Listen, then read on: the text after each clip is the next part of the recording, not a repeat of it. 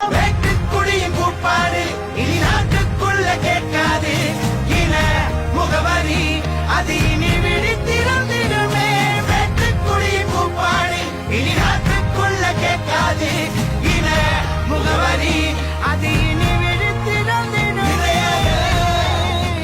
வாழும் நமக்கு கதைகள் இருக்கு.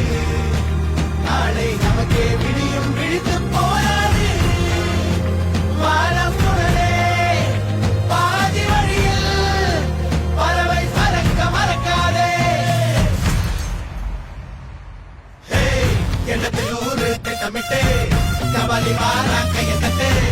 பவரம் போல சுத்திக்கிட்டு பறகிசை அடிக்க பாட்டுக்கட்டு.